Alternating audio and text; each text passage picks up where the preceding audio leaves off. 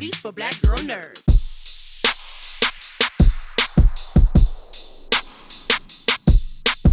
Excellent. Hello, Rose. Hi.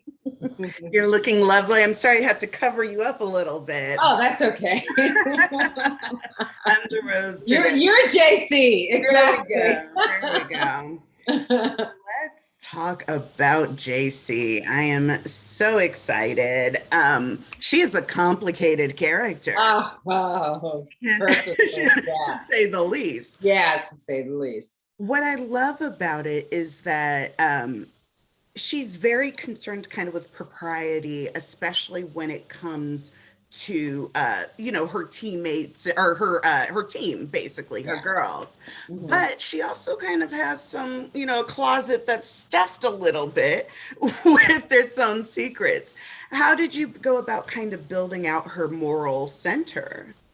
I think that everyone is human, right? I mean, and everyone makes mistakes. So it's sometimes it's not about the mistakes you make, it's how you respond to those mistakes and what you do to correct those mistakes. And I think that there's no doubt that JC, her intentions are always in the right place, and she does everything that she can to be a better person and to do the right thing, even though she has clearly made a few mishaps, to say the least. A couple of left turns, but just yeah. Now we know that she regards her team as family, and she, as we see, she's willing to go to the ends of the earth for them. Yeah. How do you think that affects her real family, that it affects Garrett and the boys? I feel like, they sometimes they feel a bit neglected, but they understand and they get me, and they know, well, Garrett knows what he signed up for. And and my children have no other, they have to accept. But I think that, JC, she always does what she can to make sure that they do feel the love. So, but we're all a team, we're all a team at home as well. And I think there's no doubt about how much we all genuinely love each other.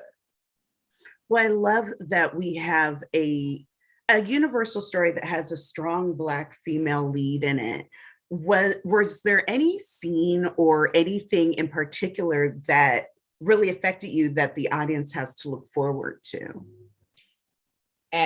As a woman of color, or just as your character, just JC in general, something that maybe represented you in a way that you can share with us, kind of without going into spoilers. Any scene that impacted you?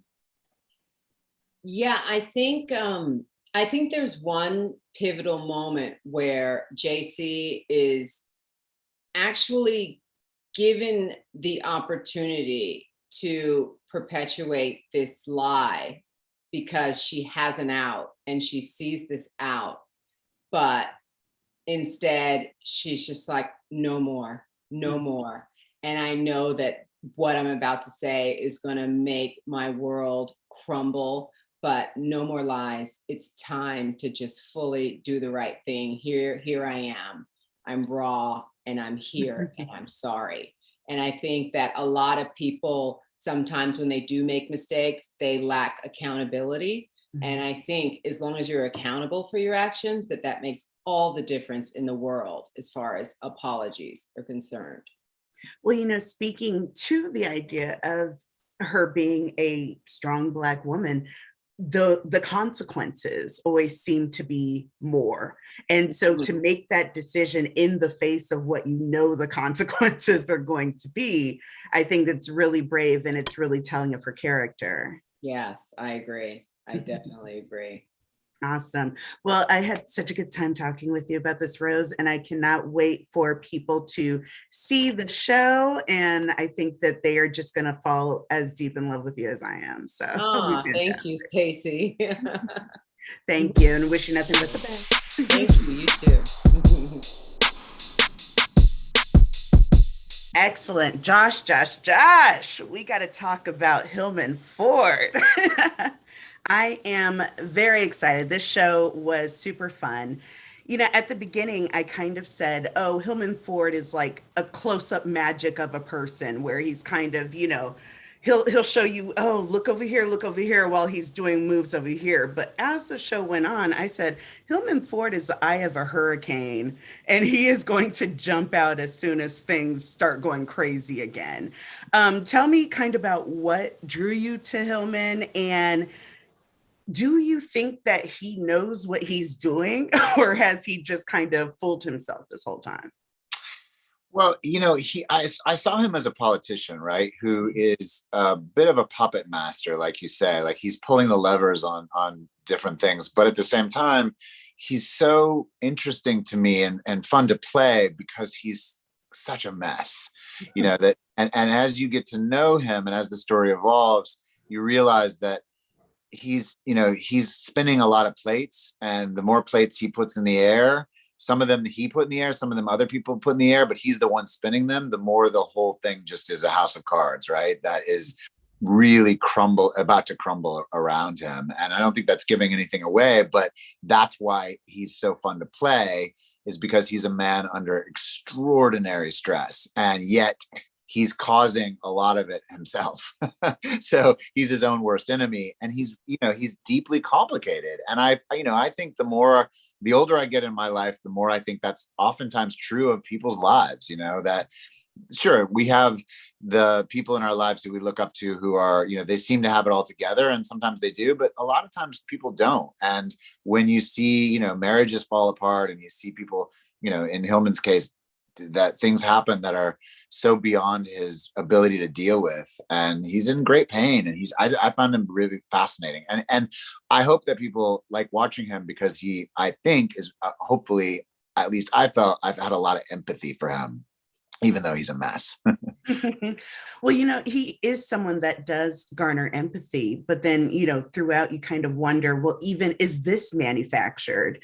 And just in your opinion, what do you think has kind of made Hillman the way that he is? I know we know that he kind of deals with his sobriety on and off, and he Sure. has some, relationship issues, but he seems very insulated and very much kind of out for himself.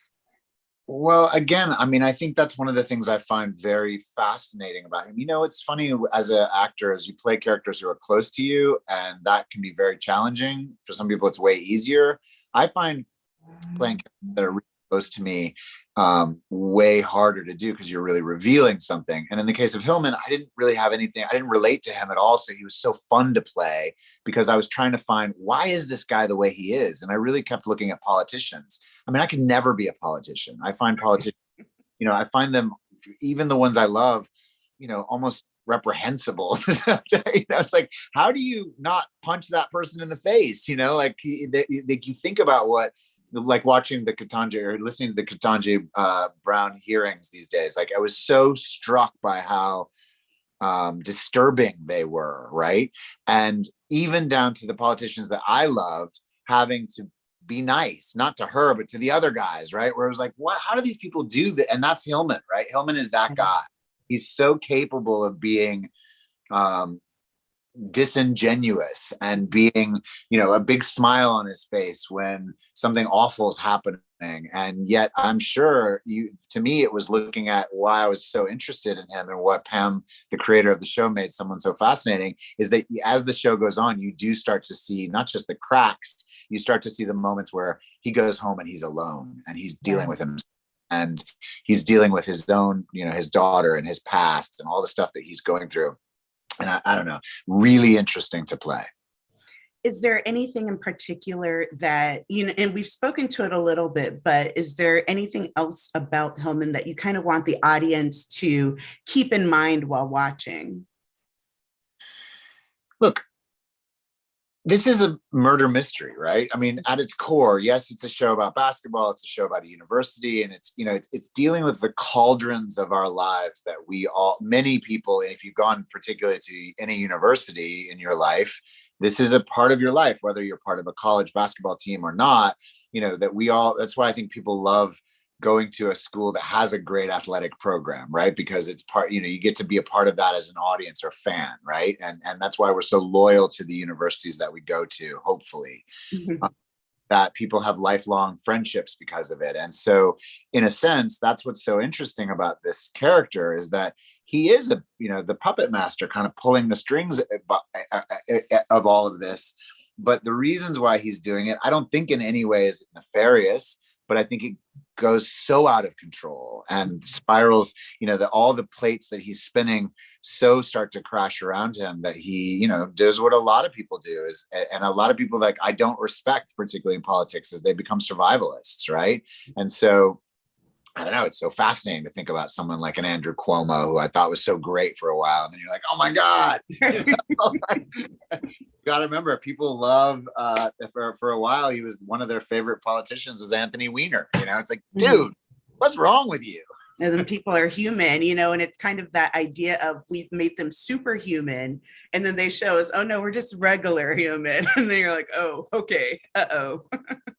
Yeah. So yeah, I can definitely see that being a part of Hillman's story, and I think you play him brilliantly. He does keep you guessing throughout, and even when you think and you think you got it figured out, something else falls into the mix. So I really, really appreciate it, and yeah, I'm really looking forward to the show. You seen this yet? Where you see that Ted Cruz during the hearings the other day, he checks his Twitter feed, right? To see the responses. I was like, that's Hillman Ford. Yes, exactly. 100. Oh man. Oh no. But yeah, that's what it comes down to. I love it. Awesome. Well, thank you, Josh. I hope you have a great rest of your day. Hello, Tony. Hello, Brittany. How are you guys today? Hi, Stacey. Wonderful. So I love the relationship between your characters. We have Desmond, who's well-meaning but kind of overbearing. And then we have Corrine, who wants to please her dad, but then also is trying to assert her own independence. And so starting with Brittany, was there anything, did you take from any personal experiences when you were kind of putting together the relationship between the two from your point of view? Yes, I would say that. And there were just certain parts where, once again, I actually am an athlete myself. And there were certain parts where I channeled into what I was going through, being pushed to the extreme limit and just getting frustrated. But it was more so not really realizing how much it was to make me better. And just realizing that, my dad knows what's best. He may not be doing it sometimes at the best of my capabilities, or, just I'm like, you can push me, but you don't got to push me that hard, because once again, I do want to be myself, but, and there was a lot of pressure, especially just being a porter, but I was able to just really relate. And that's why I loved being Corrine, because I felt like she was me in a sense. And it was actually really easy to channel that. It's funny because there's a fine line between, you get those things, especially from parents, but I got it from teachers as well, where it's like, I'm going to be hard on you now because the world's going to be harder on you later. And I'm like, no, then be easy on me now. So exactly. I don't have to deal with it. We definitely see Desmond kind of towing that line. Tony, tell us kind of about your experience and kind of pulling that out of Desmond, showing that he does care, but he wants the best. Well, I think just like you said it right there, Desmond does care. In fact, it all comes from love. It's all about getting the best out of his daughter and making her see something that maybe she doesn't see in herself. And that you got to get through hard work, the dedication, but really the confidence, the belief in yourself. And so you said, what about drawing from something in your personal life? I have 4 children. My oldest is 21. He's a boy, goes to Colorado. And so when he played sports in high school, I definitely drew from those conversations that we would have after his football games or his basketball games, where it's like, come on, come, you got this. There's so much more. I see it in you. And I think that's where a lot of people are going to be able to relate to the show. That's what people are going to love about the show, the stories within the stories, and seeing how in their lives, how they identify with it. But especially if you're a father or a teacher, like you said, it's all about getting the best version out of each other, wanting the best from each other, and not always doing it the right way. I love that Corrine really does have a layered past, and we see other characters like Jordan especially kind of dismiss that and to say, oh, little rich girl, you know, and what are you doing, you know, on eating caviar and drinking champagne? And she's like, I got issues, I have stuff going on. Was there any scene or anything that you did that really kind of impacted you, or that you felt really spoke to your character?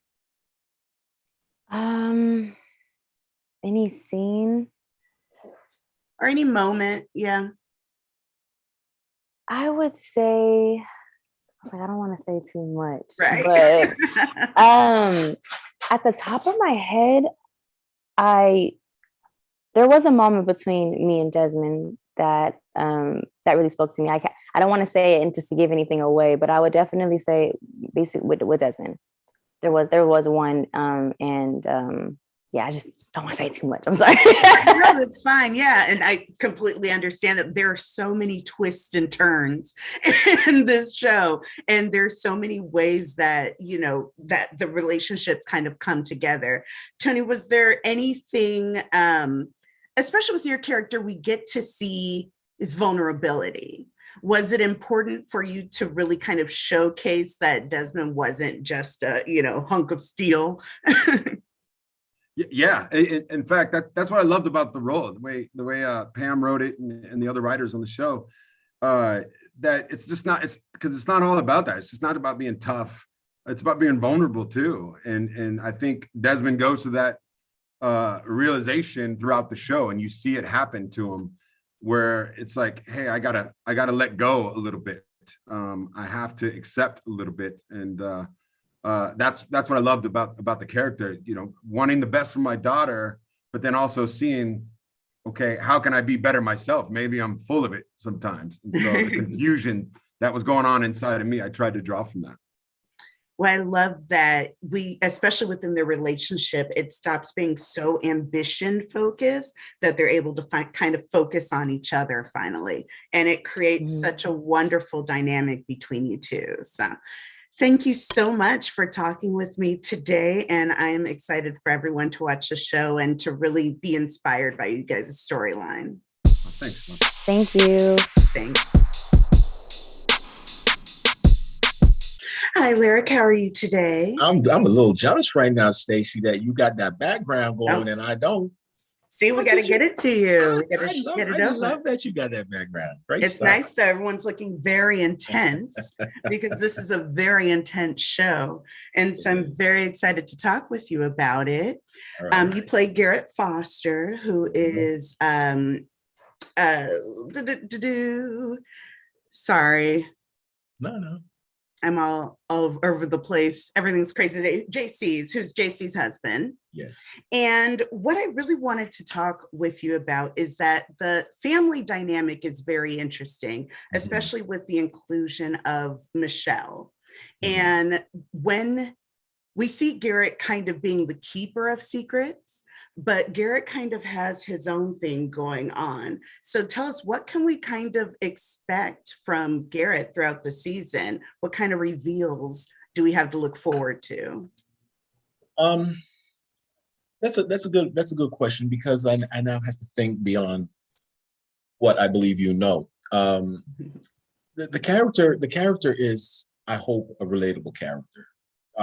If a woman watches, if a man watches, I want them to be able to relate to the character, and either knowing someone like that, or maybe they think of themselves like that. Whatever it is, it's just got to be relatable and real and true. And so, you know, the dynamic is one that is important to me, because we get the opportunity to have a Black family that is real and relatable on all levels. And you know, the secrets that we all have, and we all have secrets. If we say we don't, then we're lying. We have secrets, no matter how big or how small. And so whatever secrets Garrett has, it's to protect his family. It's to protect what he has. It's not to get up on anyone or pull the wool or anything like that. He wears his heart on his sleeve, and knowing that he tries to protect that as well. Family is paramount. Family is his priority. His job is close behind, but he doesn't get it twisted. It's about family, and I love that about this dynamic about Garrett. I love that JC is, who she is, and strong and driven, and just sometimes unapologetic. So, and then the boys, the kids, that dynamic that they have, and learning, what you learn about the kids, and how their dynamic comes along. People could relate to that. It's not this fictitious, made up, oh, all is good and life is better roses. It's working with what you have and knowing that you have a responsibility and pouring yourself into it unconditionally. And that's what I love about Garrett and the whole family dynamic of the Abernathy foster home. Tell me about the relationship with JC, because we kind of see it tested in small ways, especially when it comes to your career. And then we also see it tested in very big ways when it comes to kind of the main thrust of the show. And so without getting kind of into spoiler territory, tell us about forming that relationship and what you think Garrett's part is in his relationship with his wife. Garrett, his priority is family. And he is there 100% for his family and 100% for JC and her career. And he's very supportive of her career. He plays a role very well in the sense of, showing up and making sure that the world knows that they are a unit and strong, and that it's not going to be shook or broken. And I love that, again, being able to show that. And it's not pretentious, it's real. It's coming from a real place. He's not just trying to be that positive image. He believes that. And he does that in a very subtle way, because I don't want it to come off as melodramatic or pretentious either.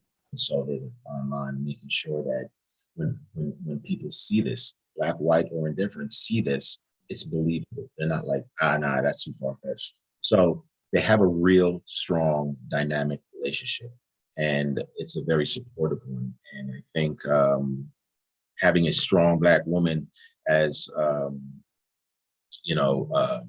as the front runner, if you will, I want especially black men to know that that's not a threat. Right. That's not something to be threatened by, and to actually support that and show inspiration, give inspiration wherever you can, and keep that going, because at the end of the day, it's about the family. And in today's day, I think we have an issue with that. So if we can get that out there on the big screen and let people know that it is real and it's possible, I think that's a good thing for everybody. I agree. I think it's such an important message. I thank you so much for taking time to talk with us today. And I wish you nothing but the best for the show. Thank you, Stacey. You take care. Have a great week. Of course. Hey, hello, Ian. How are you? I'm good. It's interesting to see my face looming over your shoulder. Right, exactly. Looming. Yeah. So I have to ask the question that I'm sure you're being asked to death, but is this character an extension of Ezra Fitz? Is this Ezra Fitz as a high school? Yeah. I think there's some way that like this is actually one of the things that kind of attracted me to it, because especially when you have that conversation with your agents and whatnot, and they're like, all right, so and they kind of explain it. I was like, wait a minute, I've already done this, but I think what was so wonderful and so attractive about Pam's work and with Anton and is that this is a different situation. This is there's more of a discussion in this about power and position, and how, as much as we think somebody might have a choice, and they might not. I mean, I'm also trying to be vague and not give things away, but also I understand that I'm handling some pretty like heavy stuff, topical and heavy stuff. And so I think what happens is that this Eddie learns the lesson that Ezra Fitz never did, and was never really given the opportunity to. And that's not a comment on what Pretty Little Liars was, but just simply that it's very realistic. Like this is what happens when things go south, and when one crosses a boundary that shouldn't be crossed. And I think that as an actor, that was also painful to realize. Like so many times I would read the script and you know, you can be different from a character and say like, oh, okay, I'll never do that. I would never do that. But why did he do that? And so I need to go investigate that. But as the progress went on, I had a better understanding of like what we think, especially as a society, is like what's appropriate for a man to do. And starting to realize that like I know people that have been in this situation. They've just, you know, and so it's sort of like I slowly chipped away as the shooting process continued with like any sort of concept of character that I put on, and it was just me experiencing it. And it was really painful to have this sort of cathartic moment, and also to have the realization of like, you know, the difference between this character and Ezra Fitz, you know. I don't know if that answers it, but yeah. Yeah, even just kind of focusing on Eddie, you mentioned, you know, he kind of learns a lesson, but it's like, but does he? And, or even better, does he know that he had a lesson to learn? Because as we kind of go in, as an audience member, you think, well, did he do, you know, is he, what's going on? And then you kind of like, well, does he believe that he's, you know, kind of taken some impropriety? And so when it comes to fleshing out the character and really, like you said, kind of embodying him, are there any points where you're just like, we're just going to go with it and see what happens? Or do you try to plan meticulously? Yeah. You know, I mean, it's always sort of just letting go. And towards the end, it was really like, I will just know the lines and we'll just see what comes out. And especially with like the direction from Pam and Anton, it was like, so, and our other directors that we worked with over the course of the show, it was really great because it was very specific, and we would try different things. Like these scenes could go either way, you know, like, and it was great fun to try, like, let's do it completely different. There's no like there that we need to get to. We're just going to flesh out all of the options. And, you know, I think the thing that I went in with playing this character is that in my own mind, he had to be almost a tragic figure. Mm-hmm. That like, he really did not understand why this was happening to him. Right. And we'll leave it for the viewers to find out whether or not he fully learns that lesson or what happens. But like, you know, he was in his own sense a victim, which, like, you know, is really maybe hard to hear when I'm like, no, I'm the victim, you know. It's but like, you know, but that was very helpful in playing him, in terms of like giving context to certain, you know, scenes, because he's not a bad guy. And this is what's so painful. It's like, I found myself having these conversations, even with Pam, who created this show. Like, I'm like, no, but you know, I mean, like, it's not bad. I mean, it is bad, but it's not, you know, and that's what I'm doing. So it was very tricky. But thankfully I had a lot of, you know, both understanding and compassion and empathy and great guidance and direction from the whole team and everybody involved. Well, you do a fantastic job, and it's a far cry from Ezra Fitz, so don't worry about that. It's a far cry. He's very much his own character, and he's very compelling, and you do such a great job portraying him. So yeah. Oh, awesome. Well, thank you. Thank you so much, Ian, for talking with me about this fantastical show, and I wish you the best. Thank you. You too. Hi, Pam. How are you today? I'm good. I love your background, Stacey. Represent a little bit. I love it. So, Pam, this show is a journey, and it is absolutely wild. Tell us kind of what inspired the show, and specifically what inspired the method that you used for storytelling that kind of turned it into like a whodunit.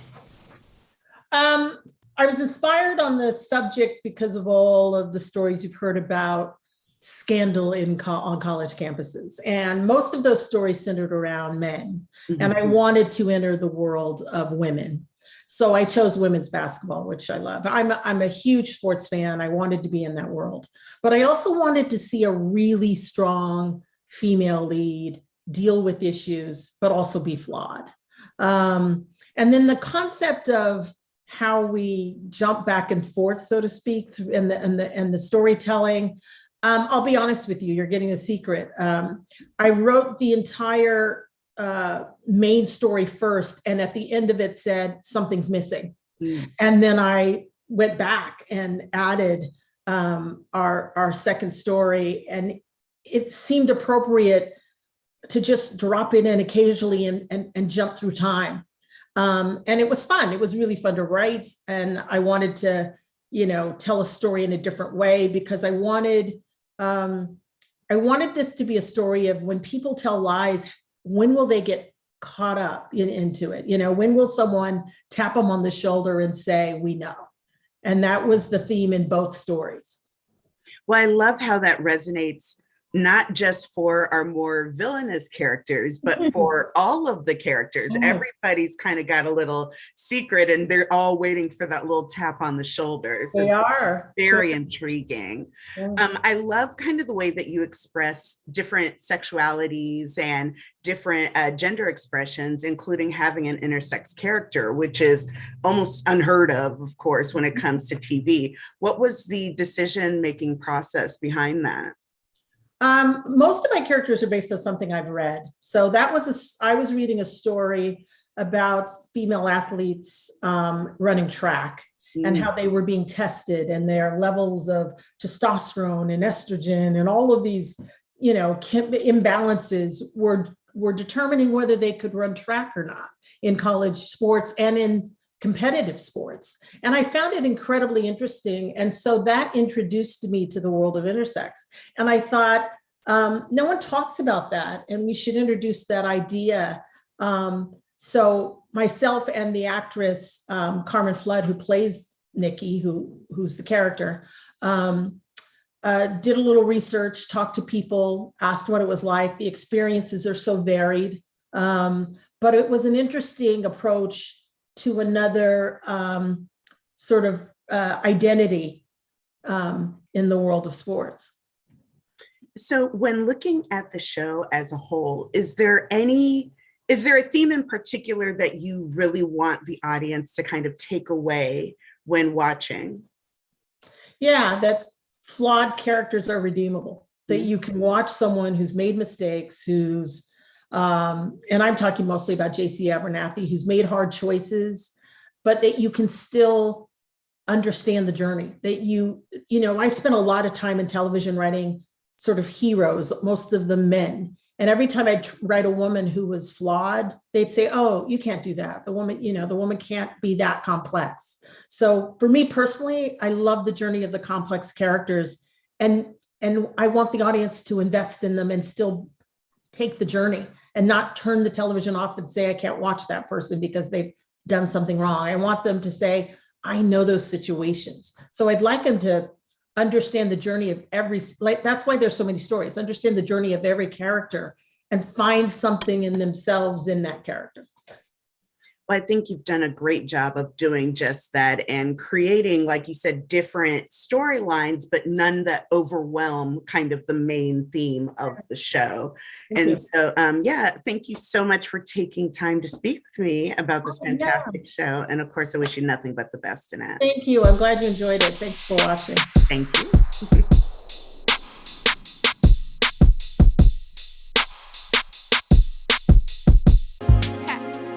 Better shake your booties for black girl nerds.